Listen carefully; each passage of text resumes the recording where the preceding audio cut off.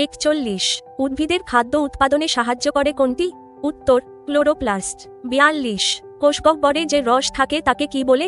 উত্তর কোষরস। 43 নিউক্লিয়াস সাধারণত কোথায় থাকে? উত্তর কোষের কেন্দ্রে। 44 কোষের বৃদ্ধি নিয়ন্ত্রণ করে কোনটি? উত্তর নিউক্লিয়াস। 45 কোষের জিনগত তথ্য কোথায় থাকে?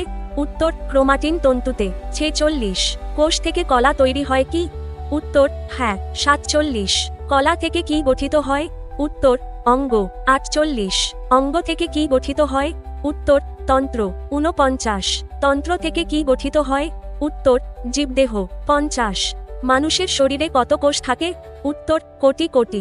51 জীবদেহে শক্তির প্রয়োজন কেন? উত্তর জীবন ধারণের জন্য। 52 উদ্ভিদ কি তৈরি করে? উত্তর খাদ্য। 53 খাদ্য উৎপাদনের জন্য কি প্রয়োজন? উত্তর সূর্যালোক। 54 উদ্ভিদ খাদ্য তৈরির সময় কোন গ্যাস নেয়?